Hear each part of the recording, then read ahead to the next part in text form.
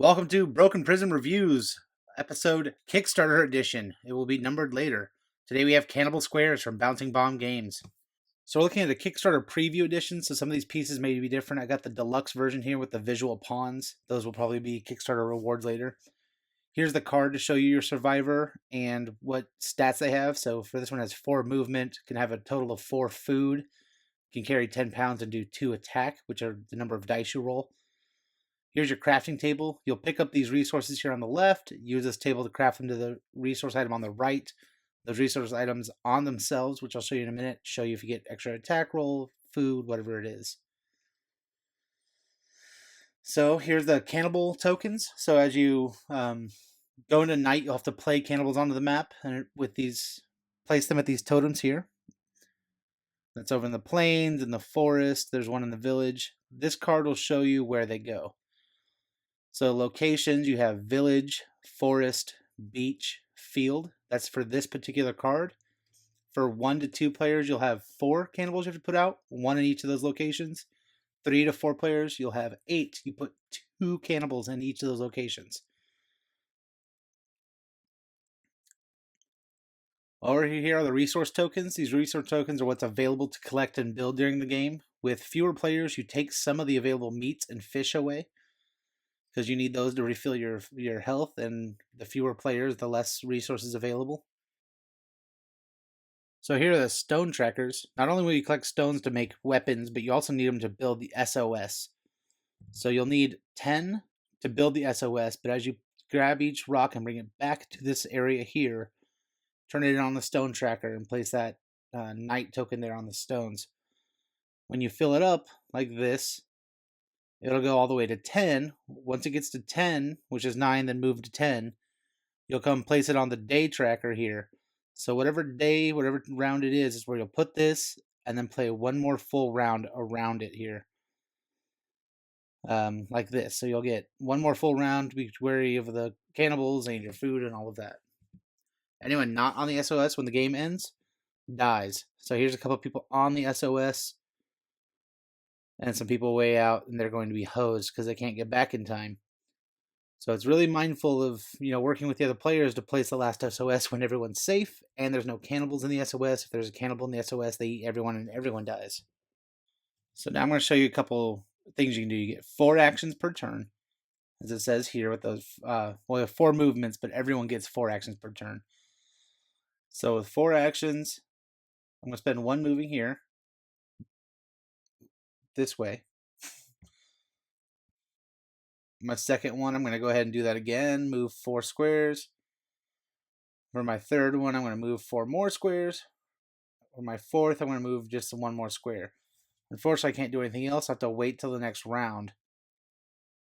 But I'm on a rock, ready to go from next turn. So I move this from here to there.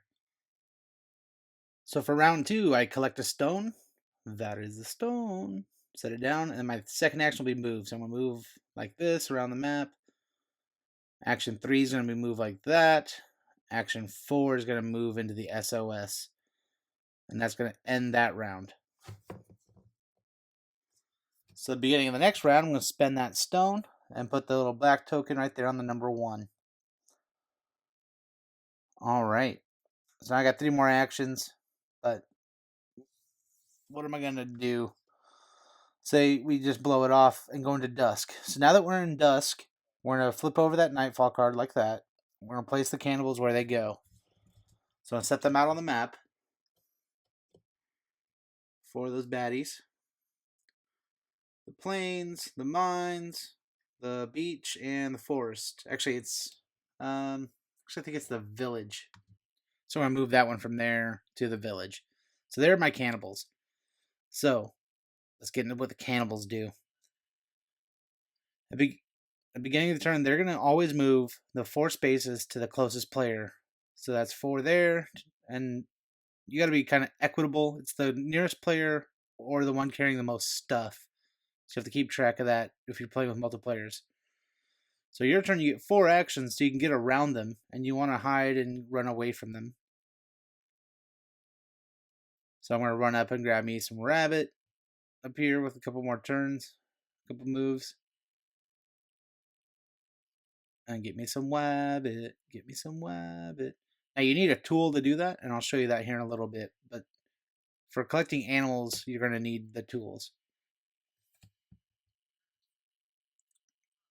So that next round, they're going to continue to move. They'll just mindlessly come after you. If they get into your same space, you're going to have an automatic attack round. Next to you, it's not a problem. Once they're in your same space, you do an attack round with the rolling attack dice. But I'm safe, so I'm going to run for it. Go get me some wood.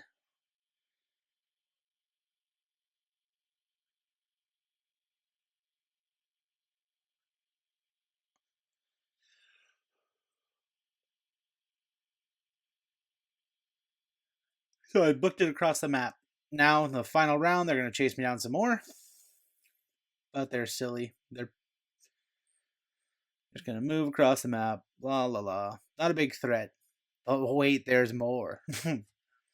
So, I'm going to rush on down and grab some fish there. Again, you need tools to do that. I haven't built that yet, but I'm just showing you. That's where you can get fish. Come on down here. I'm going to get some stone. But now that I have that stone, right over here, you have to look at your inventory. That's 5 pounds. That's 7 pounds. That's 8 pounds. That's 11 pounds. So I'm over encumbered and cannot move. And so that's not good. So the next round, first thing I'm going to do is burn one of my hunger. Whenever you go to round 1 and you go to round 4, you burn a hunger. The cannibals move beginning of every turn while they're out. Again, not a huge deal because there's only 4 of them. On my turn, I'm going to mix these two things, craft them up, and get a spear. Spear's pretty great because it's going to add to my attack roll. So now with my stuff there, light earner, I can move. So I'm going to rush this cannibal down here, and I'm a space away from, on my turn, I can attack 1 space over. So I got my 2 dice for that, my default attack, and that weapon adds 1 more die. So I'm going to roll 3 die. So to fend off a cannibal, you have to roll at least 1, 5, or 6. But with a double, I can kill him. And it could be a double 1s, doubles 2s, just happen to be double 5s. So he's dead, which is good business. So I'm going to make a break for it and get away from him and not get myself trapped in the corner. And then it's on to the next round. So you just do that over and over again. Flip the next Nightfall card, add 4 more. That many cannibals. So as you can see, as you get around each round, it gets crazier and crazier for you. So you got to be mindful of what you're trying to do. Build your stuff, get to the SOS, get out of there. Because every 6 rounds, starting at that's number 4, more cannibals show up and more cannibals chase you down. Alright, welcome to Broken Prism Reviews Kickstarter Edition. Like I said earlier, the numbering of the episode will come later. Today we're talking about Cannibal Squares up here on my shelf, which, as you can see in my new studio here, I'm going to give you a little panning view. Got all my games all tucked up here, super nice. Over there is an old Apple. But that's not what we're here about. Today, ta-da! Alright, today we're talking about Cannibal Squares from Bouncing Bomb Games. As I showed you a much longer playthrough video, because it's a much more in-depth game than I've reviewed before. Cannibal Squares, it fits for 1 player, as I did most of my review there on the 1 player. But 2 player, both players take their turns, it bounces around. When you get to that nighttime, start throwing out cannibals, and then it gets terrifying, because cannibals are just going to rush around and get in your way. It's a great co-op game, but it's sort of I can survive without you co-op game. Because if they can collect stones for you, whatever, it's just manual labor. If they don't make it to the last SOS by that last round, you get out of there safely. Just kill off some cannibals chasing you down. SOS shows up, you're safe. So if you die, you don't lose. You just win as a ghost, a friendly little ghost. But you're out of the game. So the real winners are the ones who know how to stick around and make it on the SOS boat and survive. I do like the whole artwork. I showed you some of that earlier with the zoomed in view. the different regions of the map that you're trying to get the wood, to get the berries so you can eat. Because if you starve, you get knocked down. Cannibal gets to you while you're knocked down, or if you're knocked down for too long, your hunger counters count up. I didn't show you that, but that's in the rule books. Once you're knocked down, you count up until you're at that 4, and then you're dead, which is no good. But if you another player can get to you and deliver food to you to pay for that food counter debt, then you're in better shape. So again, this is a Kickstarter preview. There's more they're going to do to it, tweak it, add some special stuff. There's even rumors about a tie-in game with another designer friend of ours. Ours being the Game Crafter community. Like I always like to talk about, I'm doing this. As you see, I love lots and lots of games, but I'm not reviewing all these big name games in my show because I prefer this little section over here where I've sequestered off some of my indie games. All these indie games here, there's a couple more tucked up here. They're the ones that need the love. They're great games too. You know, when you're looking for something, your game nights are getting stale because you played Battlestar Galactica too many times. Grab one of these independent games. Go to thegamecrafter.com, pick one of the games off the top sellers. You'll see that I'm right, and then start looking at my other reviews and see the ones that aren't even the top sellers that I'm talking about. There's great independent games that get no love from the gaming community, and it frustrates me to no end. Like my last week's Singularity up here, love it. It's a brilliantly put together game. Once it's out of the contest and for sale, pick up a copy. The great thing about Game Crafter games is you get as much game as you would for like Firefly, a $60 game. You're going to find as much game in an independent game at like $30. Because they're not looking at that huge overhead. It's an independent designer trying to complete their hobby, do this thing, make this thing. They don't have, their own brick and mortar stores they got to worry about. They're not paying 15 artists. The art's great for a game. It's just a game. Pick them up. I also like to talk about the Gamecast Network. Nope, the Geekcast Network. Jeff's going to kick my ass for that one. The geekcastnetwork.com.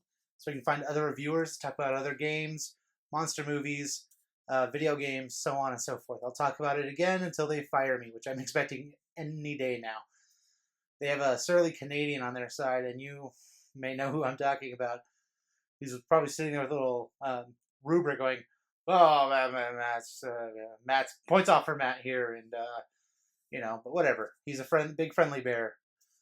But again, that's through All Us Geeks, Geekcast Network. Check out the stuff. Thank you for watching the show. Subscribe, share. I'm going to post these to Board Game Geek. Go give them a thumbs up there so people will see them. Just spread your geekiness. Broadcast it. Broadcast your geekiness. Thanks for your time.